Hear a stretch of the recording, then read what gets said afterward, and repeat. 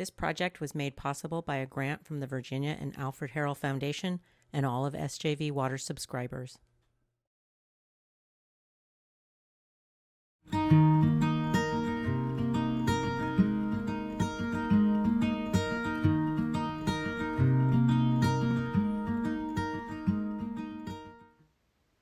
Hello, I'm Lois Henry, editor and CEO of sjvwater.org, and we are continuing our series of videos exploring who owns the Kern River.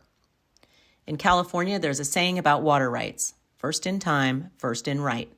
It means if you claimed the water first, you have the best rights.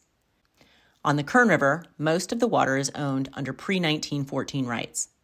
That means those rights were established by landowners before the state created its water permitting system. But water and land didn't spring into creation as settlers drove their wagons across the Sierra Nevada. There were people here long before that. In the Kern River Valley above Lake Isabella, the Tubatulabal, as we know them, are estimated to have lived along the north and south forks of the river for possibly 6,000 years. Even so, the Tubatulabal have no rights to the river. After settlers arrived, they were pushed off their lands. At least 30 men were massacred by the U.S. Army in 1863, and they were later swindled out of most of the land allotments that were given to some of the families. The Tubatulabal persevered and are still living in the Kern River Valley today. They're working hard to hold on to their culture and their unique language, and recently regained some of the land that they lost long ago. Through it all, the Kern River has remained a part of the Tubatulabal heritage. Robert Gomez Jr., chairman for the Tubatulabal tribe in the Kern River Valley, talking about the Kern River.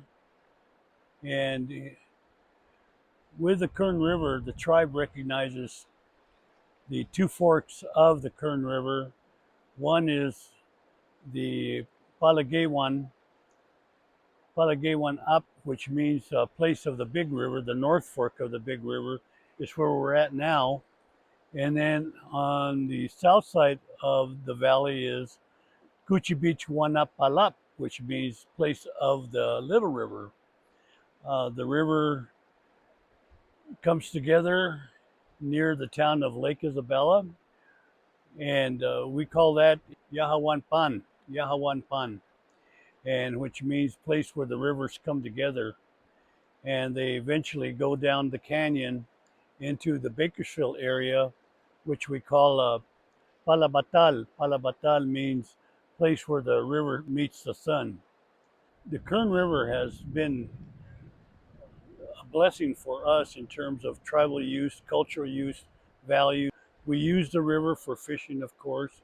We use the river for plants, medicine, a shelter, and so on and so forth. You'll find remnants of some of our culture along the river now. Most of it, I would say maybe good 80% of it is now underwater.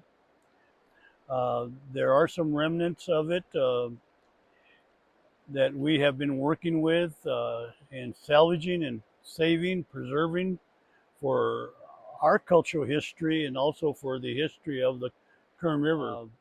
Traditionally, we do have stories about the Kern River.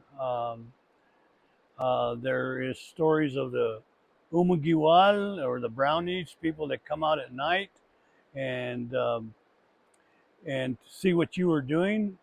If you're along the river at night, or even in the old village sites, the stories go.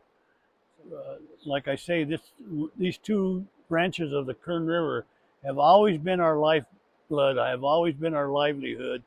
And now we find ourselves in contemporary times kind of in a land of limbo, so to speak, because we don't own the river. But again, I would say that we do own it. We have not given our rights away.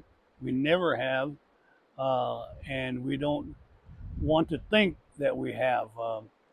But given contemporary times and laws and regulations and so on and so forth, our access our, to the river is very limited, and we seek for the day that one we will be able to use our cultural lifeways on the river as we did before.